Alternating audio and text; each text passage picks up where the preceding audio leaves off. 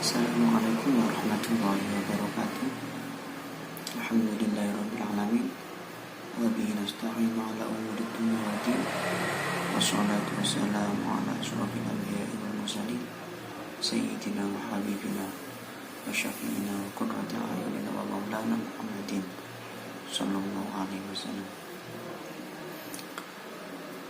Yang saya muliakan Bapak Pengampu mata kuliah Sejarah Peradaban Islam Klasik Bapak Ahmad Faidi, dan tak lupa segenap teman-teman mahasiswa Sejarah Peradaban Islam yang telah meluangkan waktunya untuk melakukan video.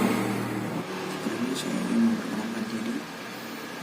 Nama saya Ahmad Zulfikar Al-Bafi dan nomor induk mahasiswa 5301002000133. Pada pertemuan kali ini saya akan membawakan suatu tema, yaitu Islam periode Khulafaur Rasyidin. Berbicara mengenai Khulafaur Rasyidin, apa sih yang dinamakan Khulafaur Rasyidin itu? Siapa saja mereka yang tergolong sebagai Khulafaur Rasyidin?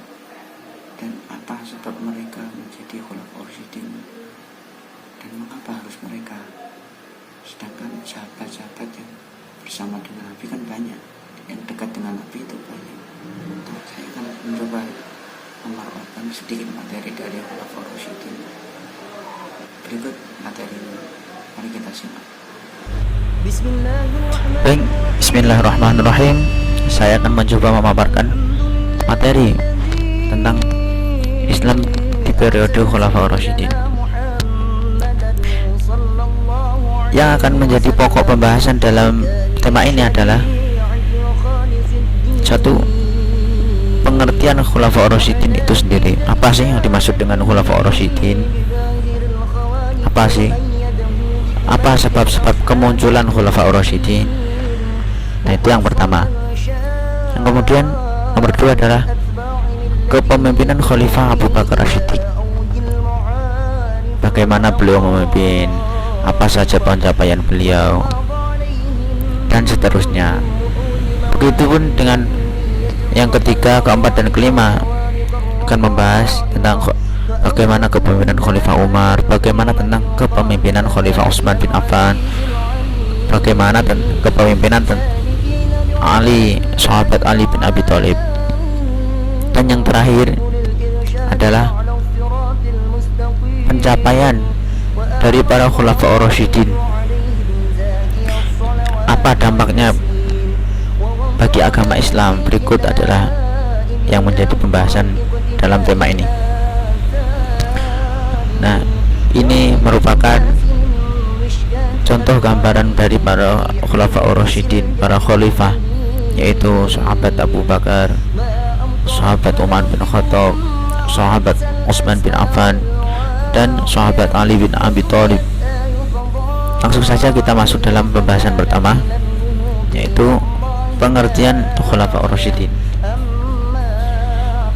Sebelum membahas tentang pengertian Khulafaur Rasyidin, saya akan sedikit memaparkan apa sebab awal kemunculan Khulafaur Rasyidin. Kita ketahui Nabi Muhammad SAW wafat pada tanggal 12 Rabiul Awal tahun 11 Hijriah, atau bertepatan dengan tanggal 8 Juni 632 Masehi. Sesaat setelah beliau wafat, situasi di kalangan umat muslim sempat kacau. Apa penyebab dari kekacauan tersebut? Semasa hidup Nabi kan sebagai seorang pemimpin umat Islam sekaligus pemimpin pemerintahan. Semasa hidup beliau tidak pernah menyinggung perihal siapa yang akan menggantikan aku kelak ketika aku meninggal. Nah, ketika tibalah waktunya Nabi meninggal, Nabi wafat, terjadi perbedaan argumen antara dua kelompok besar yang dirasa mereka itu lebih dekat dengan Nabi semasa hidupnya Nabi, yaitu kaum Muhajirin dan kaum Ansor. Terdapat perbedaan pendapat antara kaum Muhajirin dan Ansor.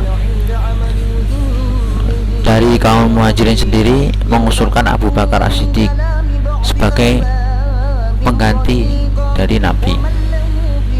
Sedangkan dari kaum Ansor menunjuk atau mengusulkan Sa'ad bin Badah sebagai pengganti Nabi. Perbedaan pendapat antara dua kelompok tersebut akhirnya dapat diselesaikan secara damai oleh sahabat Umar. Beliau mengemukakan pendapatnya, yaitu bahwa yang paling berhak untuk menggantikan, untuk memegang kepemimpinan sepeninggal Nabi adalah orang-orang Quraisy. Nah, pendapat ini atau usulan ini diterima oleh kedua belah pihak.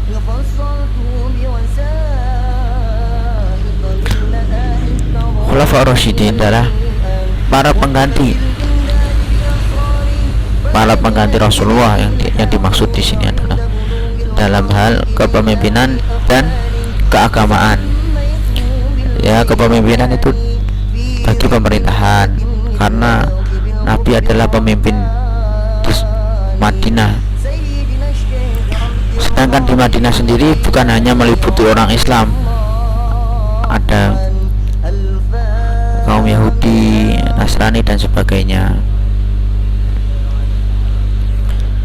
dan sekaligus pemimpin dalam keagamaan sebagai imam masjid, sebagai yang menguatkan iman kaum muslimin. Kurang lebihnya seperti itu. Nah, secara garis besar Khulafaur Rasyidin ini memiliki pengertian para pengganti Rasul dalam kepemimpinan, yang mana bertugas mengatur kehidupan umat manusia, yang memiliki sifat adil, cerdik, dan bijaksana. Para Khulafaur Rasyidin ini senantiasa melakukan tugasnya dengan benar dan selalu mendapat petunjuk dari Allah Subhanahu wa taala.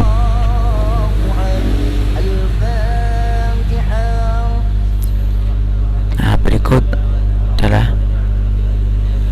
foto dari Khalifah Abu Bakar As-Siddiq.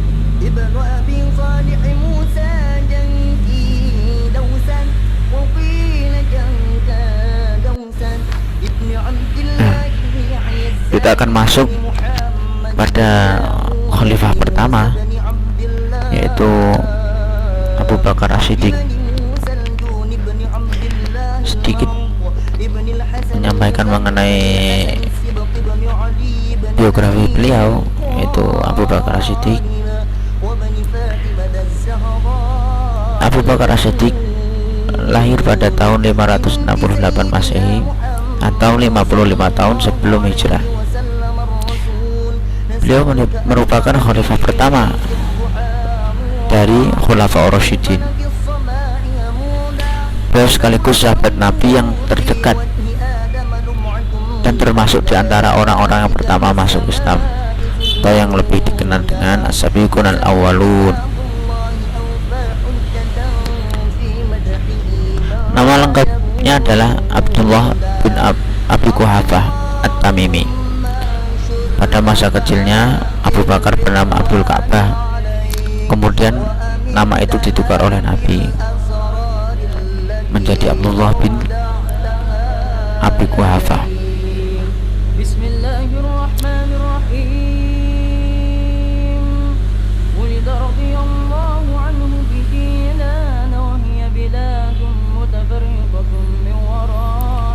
Kemudian proses pengangkatan Khalifah Abu Bakar atau proses pengukuhan, pada kala itu berita wafatnya Nabi Sallallahu Alaihi Wasallam bagi para sahabat dan kaum muslimin terkhususnya adalah seperti petir di siang hari, karena sangat cintanya para sahabat, karena sangat cintanya para kaum muslimin mereka kepada Rasulullah, apalagi bagi para sahabat yang biasa hidup, apalagi bagi para sahabat yang biasa mendampingi. Ya salah satunya beliau adalah Abu Bakar As-Siddiq. Pasti amatlah terpukul dengan berita wafatnya Nabi ini.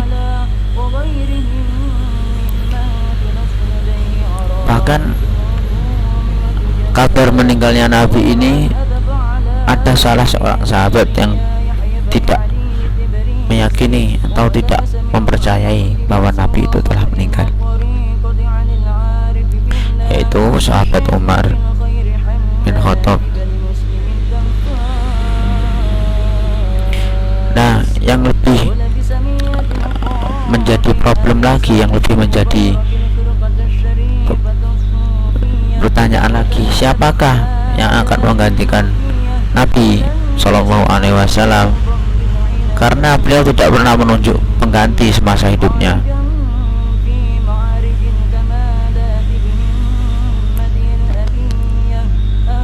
Nah, beliau Abu Bakar memangku jabatan sebagai khalifah berdasarkan pilihan yang berlangsung secara demokratis dalam pertemuan di Saqifah Bani Sa'dah.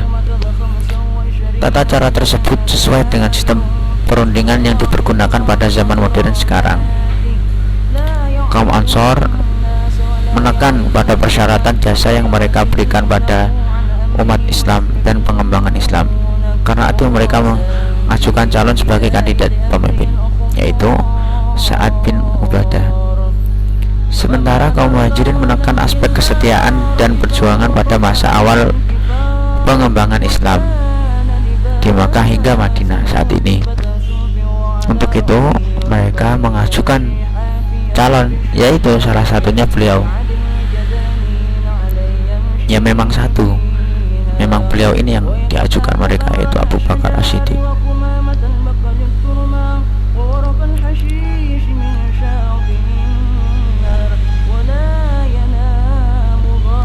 Dan proses pemilihan tersebut memutuskan bahwa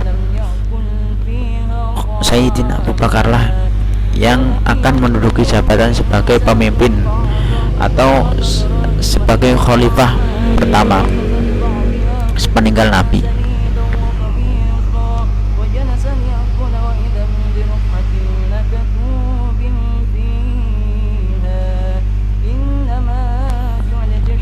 Kemudian perkembangan Islam pada masa kekhalifahan Abu Bakar As-Siddiq.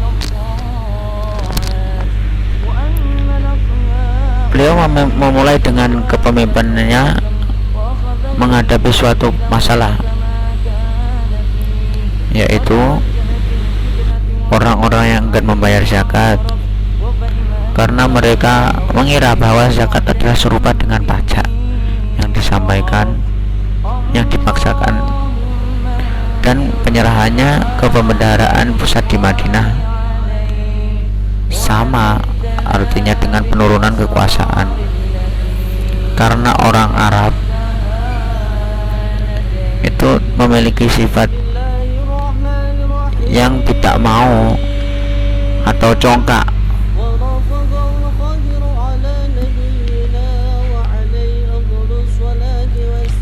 Kemudian persoalan lain adalah politik keagamaan, terutama pertentangan dari kaum murtad atau kaum riddah. Kemudian nabi-nabi palsu. Di antaranya nabi palsu adalah Aswad al-Ansi, Musailamah al-Kadzdzab, kemudian Tulaiha dan Sajah ibnu Haris, seorang wanita dari Arabia Tengah.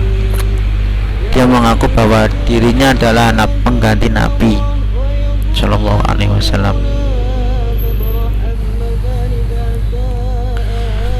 Dan kemudian masuk pada Khalifah Umar bin Khattab.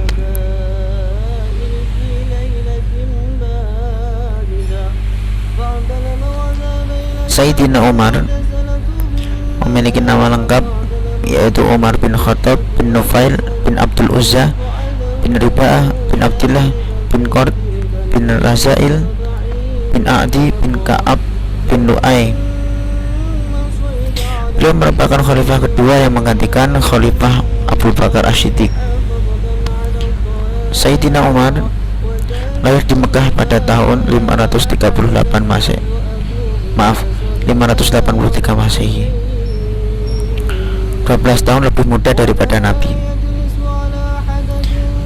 Beliau, sahabat Umar, juga termasuk keluarga dari keturunan Bani suku Adi, suku yang sangat terpandang dan berkedudukan tinggi di kalangan orang-orang Quraisy sebelum masuk Islam. Proses pengangkatan Khalifah Umar bin Khattab itu terjadi pada musim panas tahun 360 Masehi. Karena pada kala itu Khalifah Abu Bakar menderita penyakit yang akhirnya harus mengembuskan nafas terakhirnya pada tanggal 21 Jumadil Akhir 13 Hijriah atau 22 Agustus 634 Masehi dalam usia yang ke-63. Sebelum Abu Bakar wafat, beliau sempat menunjuk Umar untuk menggantikannya sebagai khalifah. Penunjukan ini berdasarkan pada kenangan beliau tentang pertentangan yang terjadi antara kaum Muhajirin dan Ansor. Dia khawatir kalau tidak segera menunjuk pengganti dan ajal segera datang, maka akan timbul pertentangan di kalangan umat Islam yang mungkin dapat lebih parah daripada ketika Nabi wafat terdahulu.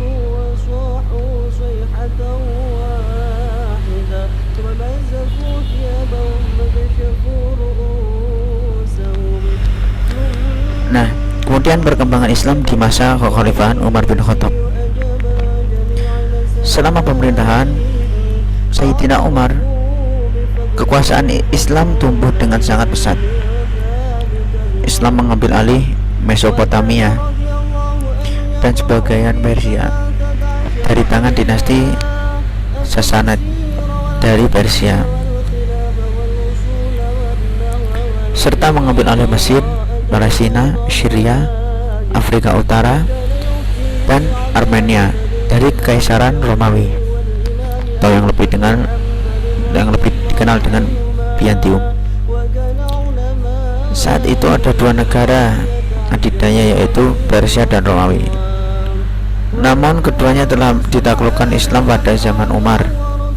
Sejarah mencatat banyak pertempuran besar yang menjadi awal penaklukan ini.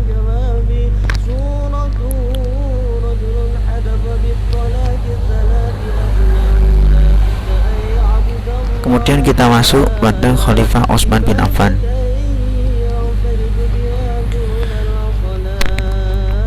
Beliau, Utsman bin Affan, lahir pada tahun 576 Masehi di Taif. Ibunya adalah Urwah, putrinya Ummu Hakim Al-Baidah, putri dari Abdul Muthalib, kakek Nabi SAW. Ayahnya Affan adalah seorang saudagar yang kaya raya dari suku Quraisy Umayyah. Ia dilahirkan dan tumbuh dewasa di tengah lingkungan kaum Quraisy, suku yang paling terhormat di Makkah. Setelah dewasa, beliau, Sayyidina Utsman, menikahi putri Rasulullah, yaitu Sayyidah Ruqayyah radhiyallahu anha. Tak lama kemudian, setelah pernikahan dengan Sayyidah Ruqayyah meninggal karena sakit yang dideritanya. Kemudian beliau, Sayyidina Utsman, dinikahkan lagi dengan putrinya Nabi, yaitu Ummu Kulsum. Pernikahan Sayyidina Utsman dengan Ummu Kulsum pun tidak berlangsung lama, karena pada tahun ke-9 Hijriah Allah Subhanahu wa ta'ala memanggil Ummu Kulsum ke hadapannya. Proses pengangkatan Khalifah Utsman bin Affan. Seperti janji yang dikatakan Khalifah Umar dalam pidato inaugurasinya sebagai khalifah, dia telah membentuk majelis khusus untuk pemilihan khalifah berikutnya. Majelis atau panitia pemilihan itu terdiri dari 6 sahabat dari berbagai kelompok sosial yang ada. 6 sahabat tersebut adalah Sayyidina Ali bin Abi Thalib, Sayyidina Utsman, Sayyidina Abdurrahman bin Auf, Zubair, Sa'ad bin Abi Waqqas, dan Thalhah. Namun pada saat pemilihan berlangsung, Thalhah tidak sempat hadir, sehingga 5 dari 6 anggota panitia yang melakukan pemilihan. Menjelang wafatnya Umar bin Khattab, ia membuat tim formatur untuk memilih calon khalifah. Perkembangan Islam di masa kekhalifahan Utsman bin Affan. Setelah kaum muslimin bersepakat membaiat Utsman bin Affan sebagai khalifah ketiga, ketika ditinggalkan oleh Umar bin Khattab, umat Islam berada dalam keadaan yang makmur dan bahagia. Kawasan dunia muslim pun telah bertambah luas, dan ketika Utsman menjabat sebagai khalifah, ia meneruskan sebagian besar garis politik Umar. Beliau melakukan berbagai ekspedisi untuk mendapatkan wilayah-wilayah baru. Perluasan itu memunculkan situasi sosial yang tidak pernah terjadi sebelumnya. Salah satu hal yang muncul akibat perluasan wilayah Islam adalah munculnya berbagai perbedaan qiraah Al-Quran. Karena setiap daerah memiliki dialek bahasa tersendiri, dan setiap kelompok umat Islam mengikuti qiraah para sahabat terkemuka. Nah, oleh sebab itu, pada kekhalifahan Sayyidina Utsman inilah Al-Quran dibukukan atau pengkodifikasian Al-Quran yang lebih dikenal dengan Mushaf Utsmani.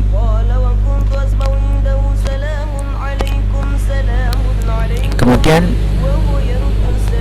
Islam periode Sayyidina Ali bin Abi Thalib.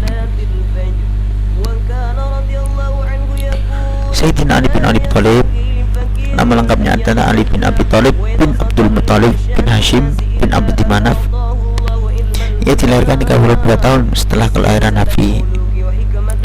Sejak usia kecil, Sayyidina Ali bin Abi Thalib diasuh oleh Nabi. Ia diasuh sebagai anak kandung Nabi sendiri. Hal ini dilakukan Rasulullah untuk meringankan beban yang diderita keluarga pamannya setelah bencana besar yang melanda kota Mekah. Dengan demikian, Sayyidina Ali bin Abi Thalib tumbuh menjadi anak yang baik dan cerdas di bawah asuhan Rasulullah SAW. Beliau selalu memberikan kasih sayang yang besar kepadanya, sebagaimana yang ia berikan kepada anak-anaknya. Nah, inilah kurang lebihnya gambaran Sayyidina Ali bin Abi Thalib. Nah, karena Ali bin Abi Thalib merupakan juga khalifah, berikut adalah proses pengangkatannya. Setelah meninggalnya Khalifah Utsman bin Affan, masyarakat muslim di Madinah menjadi bingung. Mereka seolah-olah kehilangan tokoh yang akan menggantikan kedudukan Sayyidina Utsman bin Affan. Pada saat itu ada 5 orang yang dicalonkan, namun 2 diantaranya telah menyatakan ketidaksediaannya untuk menjadi khalifah, yaitu Sa'ad bin Abi Waqqas dan Ibnu Umar, sehingga calon yang diharapkan tinggal Sayyidina Ali, Thalhah, dan Zubair. Dari 3 calon tersebut, Sayyidina Ali tampaknya yang paling kuat di antara calon yang ada. Di samping ia yang lebih dulu masuk Islam, ia juga merupakan memiliki garis kekerabatan dengan Nabi. Bahkan beliau sejak kecil diasuh oleh Nabi Muhammad SAW. Dan ini yang menjadi faktor utama terpilihnya Sayyidina Ali menjadi khalifah. Perkembangan Islam di masa kekhalifahan Ali bin Abi Thalib. Meskipun banyak pergolakan pada masa Khalifah Ali bin Abi Thalib, tetapi banyak juga hal yang dilakukan dalam usaha pengembangan Islam,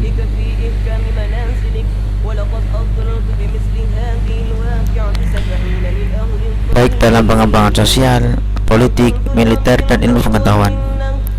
Situasi umat Islam pada masa Khalifah Ali bin Abi Thalib sudah sangat jauh berbeda dari masa sebelumnya. Usaha-usaha Khalifah Ali bin Abi Thalib dalam mengatasi pergolakan tersebut tetap dilakukannya, meskipun mendapat tantangan yang luar biasa. Sementara itu, Semua itu bertujuan agar masyarakat merasa aman, tentram, dan sejahtera. Nah, kemudian wafatnya Sayyidina Ali bin Abi Thalib ini juga menjadi akhir dari masa kepemimpinan sistem khalifah pada Islam,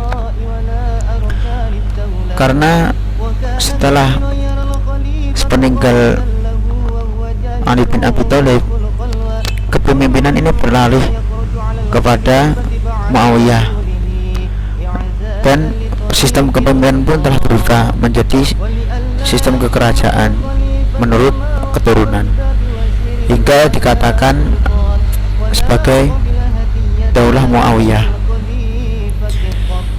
Penutup dan kesimpulan dari beberapa pembahasan mengenai perkembangan Islam pada masa Khulafaur Rasyidin di atas, maka dapat saya ambil beberapa kesimpulan. Di antaranya, 1. Khulafaur Rasyidin atau Khulafa Ar-Rasyidin berarti wakil-wakil atau khalifah-khalifah yang benar atau lurus, ataupun maksudnya di sini adalah 4 khalifah sahabat Nabi, yaitu Abu Bakar, Umar, Utsman, dan Ali. Kedua, pada masa pemerintahan Abu Bakar, Islam berkembang dengan melalui penyebaran langsung ke tempat di mana belum ada penduduk yang beragama Islam. Pada masa ini pula Al-Quran dikumpulkan, dan pula ini merupakan jasa pemerintahan pada zaman beliau. Pada masa Sayyidina Umar, Khalifah Umar, Utsman, dan Ali sudah sangat tersebar luas di wilayah-wilayah selain di wilayah Asia Arab, di mana pada masa beliau adalah merupakan tindakan lanjut dari proses penyebaran Islam sebelumnya. Adapun kronologi Khulafaur Rasyidin adalah sejak wafatnya Nabi Muhammad SAW sampai dengan masa Khalifah Ali bin Abi Thalib, dengan berbagai macam rentan peristiwa yang terjadi pada setiap masanya, sehingga dari berbagai macam analisis kesimpulan di atas bisa dikatakan bahwa Islam berkembang pada masa kepemimpinan Nabi Muhammad SAW dan Khulafaur Rasyidin adalah melalui beberapa aspek pendekatan, yang diantaranya adalah pendekatan dakwah yang meliputi dakwah dengan lisan atau biasa dikatakan diplomasi, dan juga perbuatan yang lebih dikenal dengan pertempuran atau peperangan. Dan sekian yang bisa saya sampaikan. Apabila terdapat salah dalam penuturan kata, maka saya memohon maaf sebesar-besarnya. Wassalamualaikum warahmatullahi wabarakatuh.